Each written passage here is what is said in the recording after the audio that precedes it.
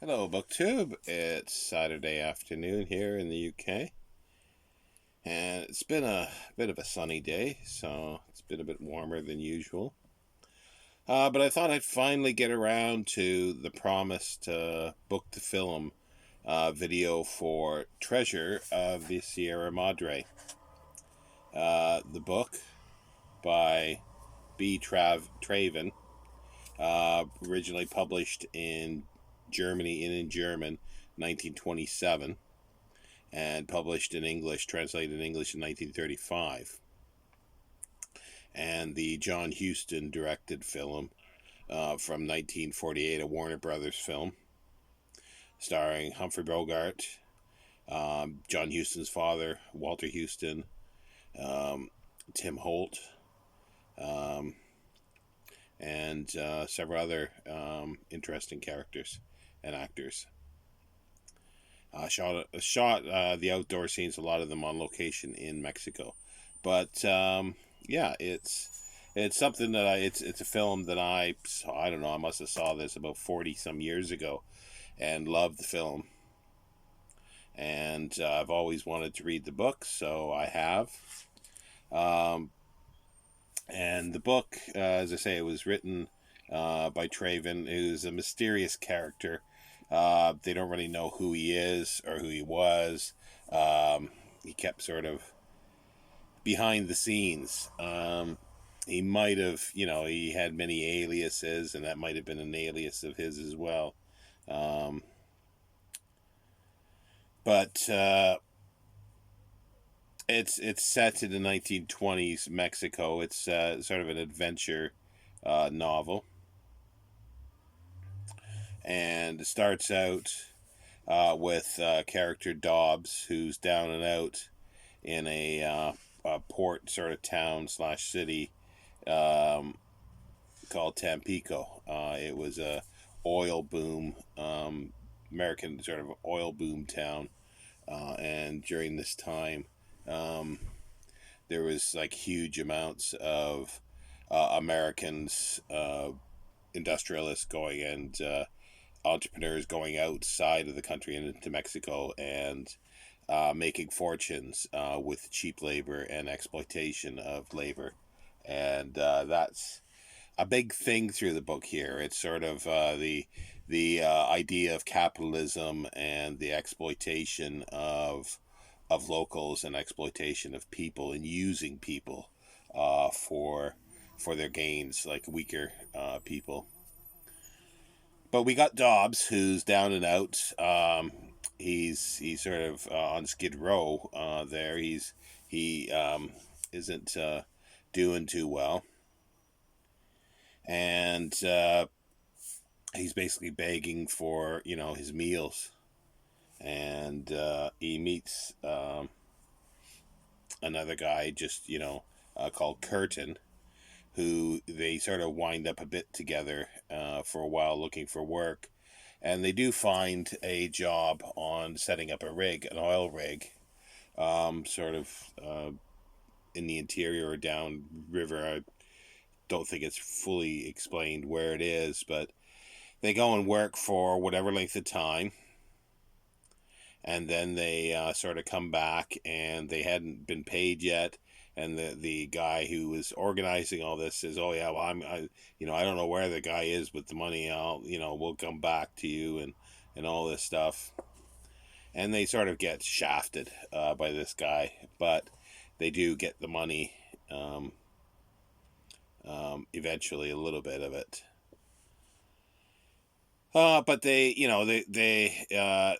continue, and they sort of wind up spending most of their money, just surviving, and they continue to look for work. You can't find anything, and they're sort of in a flop house, and they hear this uh, story by this old guy called Howard, talking about prospecting, gold prospecting, and that he's done it before, and he knows, and he tells a story of this sort of lost gold mine that's very prosperous, that the conquistadors had started, and then the local natives had sort of wiped them out. And that's the one thing that, like, a theme throughout this. There's several stories being told by the characters, and they're sort of moral stories, and there's reasons for those, but they go into, like, quite detailed storytelling for about 3 or 4 occasions. But anyway, Dobbs, Curtin, and Howard sort of join up, and with, like, I think it's £200 or $200 each to go prospecting, because they figure they don't have any other way of doing things or getting any other work. They don't have money too much, but the one plot aspect is a little suspect. Like, it's just a little coincidental that Dobbs sort of had purchased a ticket for lottery ticket, and it turns out to be a winner, or well, it was a winner, but he only bought like 1/20th or something like that of it, or a very small part of it, but he got enough for it. And then Curtin finds out, oh, there's a guy that's around or in town that's owes him money, so he'll see if he can get the money, and he gets the money. So all these things, these coincidences, work together for them to get enough money to buy in with Howard for this expedition. And Howard tells him, though, that gold, like, Howard's been around. He's been around the block. He knows sort of the score with gold and how it can change people. And that you might say, oh, I'm going out, I'm $5,000 worth is just enough for me. But once you get 5,000, it's not enough. Oh, I need to get 10,000 is not enough. 50,000 is. Then when you get 50,000, you need a quarter of a million. Then it's a million, and it just builds and builds and builds, and jealousy and everything like that. So he tells them, and they all say, "Oh, well, no, that's not going to happen. They'll be happy with the X amount." So anyway, they do eventually, after quite a bit of hardship and a lot of trekking, and through this sort of desert wilderness of the Sierra Madre, the mountains, and they find an off the beaten track place where there is gold, and they start mining, and they do quite well. But there is sort of there is sort of little animosity and things like that, and a little jealousy and paranoia that start up, and Howard sort of is aware of this. And their cover sort of, because they do need supplies every so often, because they spend almost a year doing this. And Curtin takes the burros to a local town, a little village, to get items, and they say that they're hunters. They're hunting tigers and stuff. And tigers, you might say, well, there's no tigers in Mexico. Well, jaguars and mountain lions are sort of classed as tigers. So on one of his trips, there's another American there that sort of strikes up, or tries to strike up a talk with him, and then follows him and finds him, at their camp. And he, eventually he's saying, well, you're not up here, hunting. You're doing gold. So they're all scared of this, and they want to sort of kill him, get rid of him. And they sort of basically decide that they're going to, get rid of him, because he thinks that there is a bigger load up there somewhere. He's convinced there is. But just before they do sort of, knock him off, they see this, a huge cloud of dust that come through, coming, miles away, and it's bandits. And the I forget the character's name of the new guy that comes in. Sorry, but anyway, and he says, oh, he remembers, he sees one of the characters with big sombrero, but it's a gold sombrero, and he's called Gold Hat. And the new character tells him that he read this story of them, and this is another one of those stories that he tells, a story of this group of bandits that held up a train and just slaughtered everybody, man, woman, and child, and just sort of stole everything from them. It's quite horrific, and quite graphic in the depictions there. Uh, and there's even part of the bandit, or several of the bandits are sort of Catholic priests as well.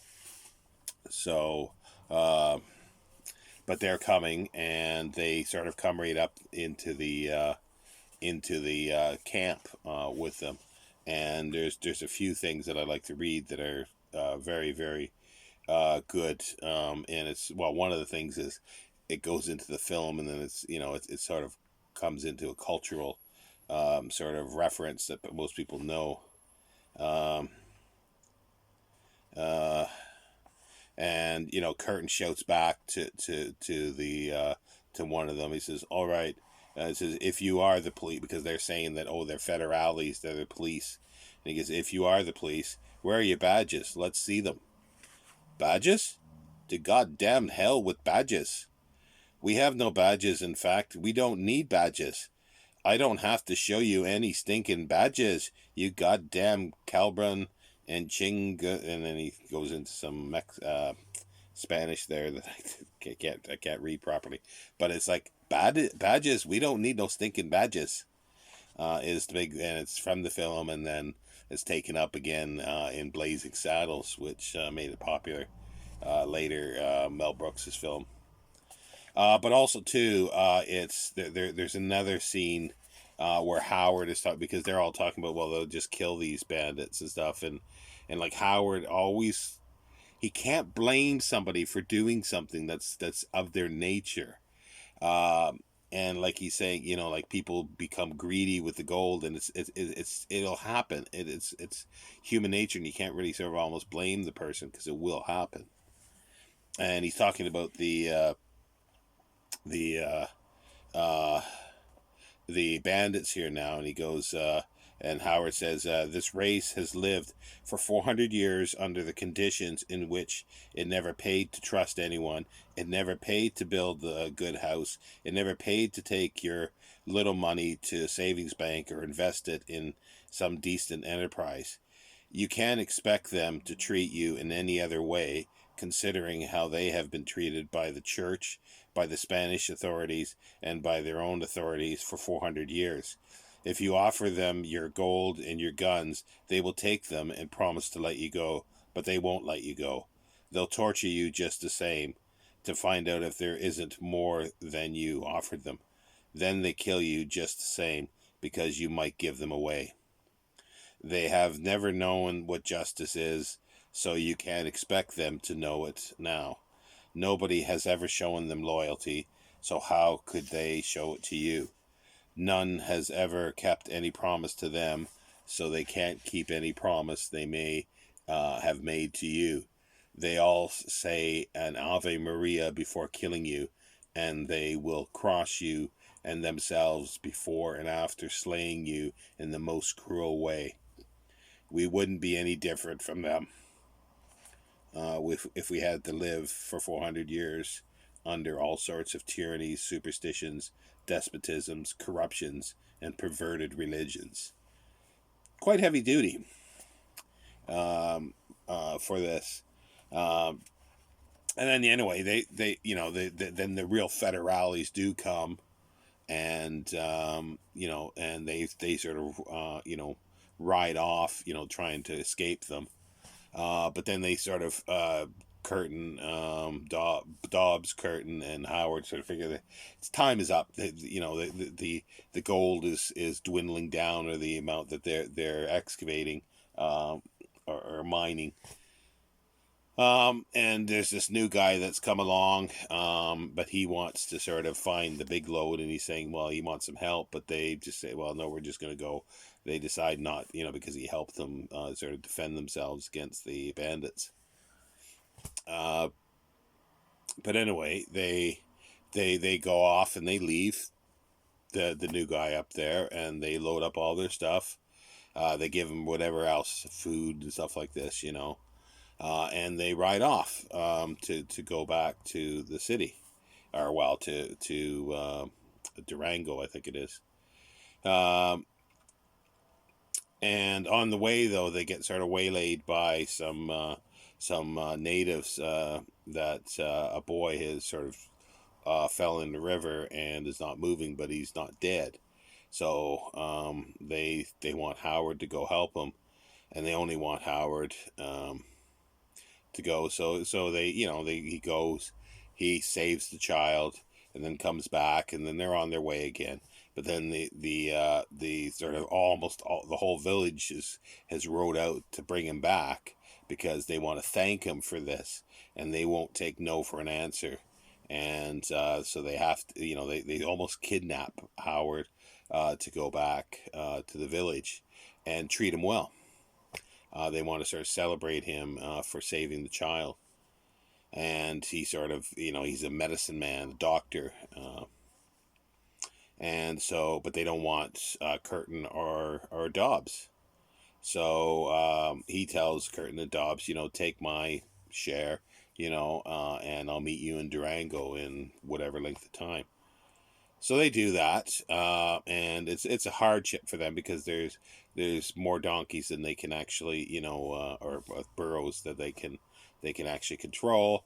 So Dobbs has been working on this paranoia and stuff like this, and thinks that they can maybe uh, like why should they be doing all this work while he's sitting there, having turkey and drinking and all this kind of stuff and having women and all this. But Curtin is still loyal to him. But Dobbs gets to a real sort of paranoid point where he thinks that Curtin's going to kill him, so he's got to kill him before he gets it. He gets it. So he attempts to do something, but Curtin sort of stops him. But then eventually, Dobbs gets the upper hand. He's basically lost this. His paranoia, his greed, his madness for the gold has sort of taken him over, and he takes Curtin out away from the fire and shoots him 2 times, I think, and leaves him for dead. And but then he finds out that the body disappears, and he but then he fall and then but he can't find it, but he thinks the tigers have taken it away, so he's still a bit doolally. So he goes on as much as he can, but he's really really struggling getting movement with the burros, but he eventually does, and he's not too far from, I think it's Durango, and he's set upon by 3 sort of desperate bandits that are just covered from head to toe in filth, clothes just rotting off them. They're in really bad shape, so they're desperate. And they're gonna take the burros and stuff, and Dobbs is trying to say, well, I got some friends coming, and he's trying to say that he's got help on the way, or tries to hire them to help him with the burros, but they won't take any of that. And Dobbs is gonna grab, like, he's gonna reach for his machete on one of the burrows.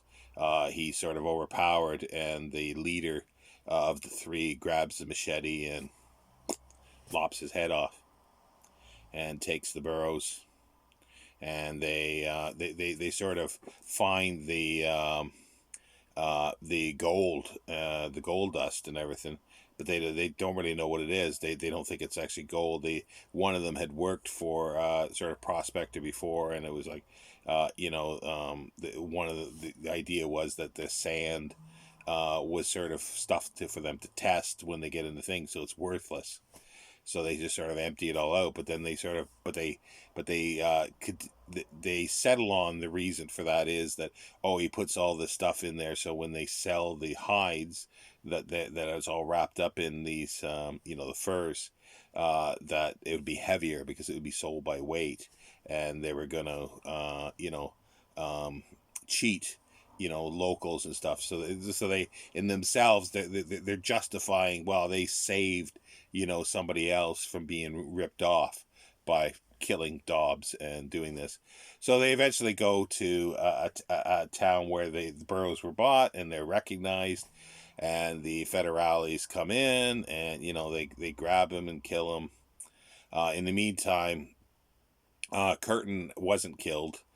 He sort of dragged himself away, and he found some other natives who eventually took him in, and then they'd called the medicine man that's nearby, which is Howard, who sort of nurses him back to life.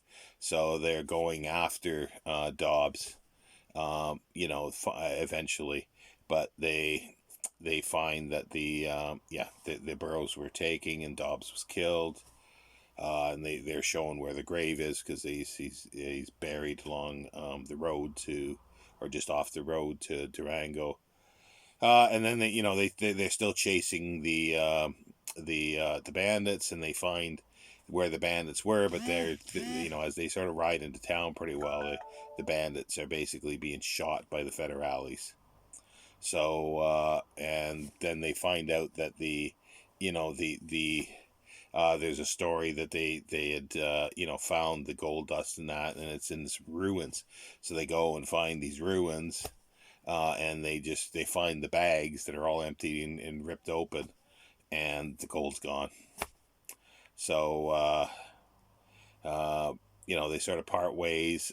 Howard goes back. Yeah, I think he asked Curtin to go with him, but I don't think he does. It's a while since I read this, because I'm confused a little bit with the movie, but yeah, and then Howard goes back to be the medicine man, and that's sort of where the story ends. But as I say, there's a lot of things, but I also wanted to read another section here.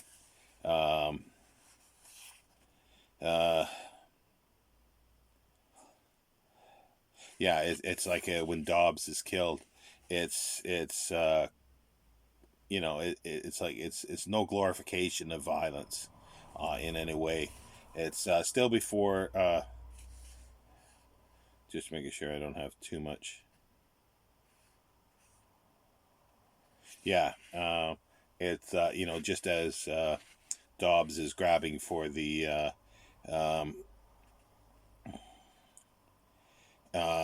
it's like it says here, still before this same second came to an end.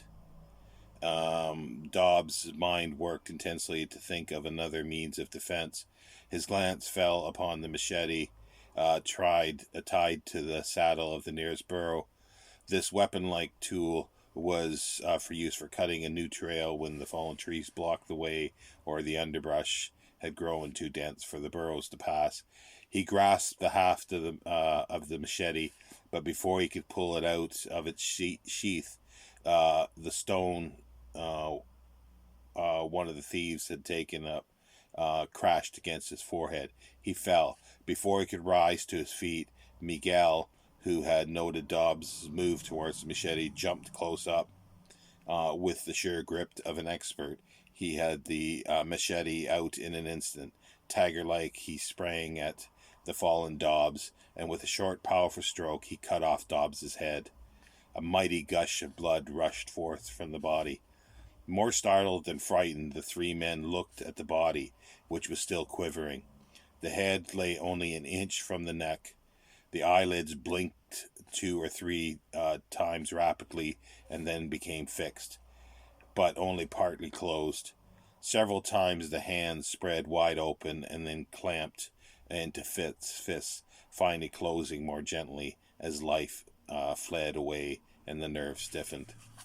So it's quite graphic. So anyway, so then we sort of fast forward to the John Huston wanting to make the film. The book was sort of sent around, I think, in drafts on the English version to studios, but nobody wanted it because they found it too violent, too much anti-capitalist, and too much, a lot of things. But John Huston wanted to do it. He saw the quality in it. So He began working on it, but then Second World War started. But then there was several people that had written scripts. But then after the war, he wrote the script for it. He still wasn't too pleased with it, but he contacted the author and sort of through mail, basically, sort of worked it into a very good script. There's changes in it, obviously. The As I said, those stories that are told aren't done, and the attack on the train by Gold Hat um, um, is an attack that's made on the train that Dobbs, Curtin, and Howard are on their way sort of to the interior more. And they sort of help the other army, shoo them off. But then it's the same, group that comes up to them, and instead that stranger that comes in, that other stranger gets killed in the film, and then the one that kills um, or beheads Dobbs is Gold Hat, which is not in the book. So those are sort of major changes to the thing, but just some fabulous, fabulous acting throughout. Walter Houston, who won an Oscar for it, and John Huston won for the director, I think, as well for Treasure. But yeah, just fabulous performances, and it's Humphrey Bogart. It's one of the I like Humphrey Bogart, but I never was a huge fan of his. But there's two films that I think are his penultimate, sort of his best works: his Treasure of the Sierra Madre and African Queen, which I really love him in. And it's up until the Treasure Sierra Madre, uh, Bogey was playing sort of the star, the hero, and stuff like this. And in this one, he's sort of a despicable character because he's paranoid, and he would be killer, a murderer, or at least he attempted to murder his partner. And Jack Warner at Warner Brothers just didn't sort of like this, because when they saw it, it's like Dobbs is filthy, scruffy beard, and just a thoroughly unlikable character in many ways, and none of them are. And also, it was sort of like there's no love interest in the film. Um, but they had to tone a lot of things down. They toned the violence down, and they also didn't like, they had to tone down the anti-capitalist aspect of it. And also they changed a lot of the stuff about the religion and treatment towards the Mexicans, because there was a sort of good neighbor policy that the U.S. had. So they didn't want to offend them, so they toned all that down. But even so, it's a fabulous film. They didn't really know um, how to sort of market it, because they didn't know whether it's sort of like, is it a Western? Well, not really. Is it a adventure film? They didn't know, but to me, it is an adventure film in many ways. But there's also like a lot of undertext to it as well, of greed and paranoia and all sorts of stuff, and especially in the book, but also the film as well. And yeah, so there we go. That's this installment of Book to Film, The Treasure of the Sierra Madre, film by John Huston, 1948, and the book Treasure of Sierra Madre, originally published 1927 by B. Traven, English translation 1935. My edition here is um, it is Picador, um, American Picador. It looks at it, yeah.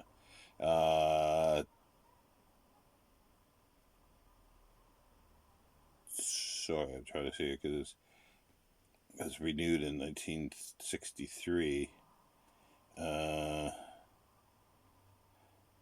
2020. Yeah, this is 2020. It was 2010, a Fire Strauss and Garreau public paperback. But in 1935, it was Alfred A. Knopf. But yeah, so A lot of spoilers there, but that's the point of comparing the book to the film. And again, it's one of my series of these that I'm doing, and it's just films that classic films mostly, that I enjoy and want to read the film, read the book, and then compare it to the film. Um, you can't do much on videos here. It's a very sort of superficial skimming of everything, because I would love to be able to do a lot more deeper. There's a lot more stuff that could be done. If you go and look at Wikipedia, has a really good uh, summary of the plot, a little more detail. Um, and there's also the radio broadcast that would have been nice to bring in. It's just not enough time, and I don't know if it's worth doing multiple videos for these, but anyway, I hope you enjoyed it, and I'll be back next time with another one, and that should be within a week. I'm going to try to do these once a week, um, because I'm doing other readings now as well that are not, well, they are film related, as it turns out. Most of them are, but I don't have some of the films or the series for them. But anyway, I hope everybody's doing well, and take care, Book 2.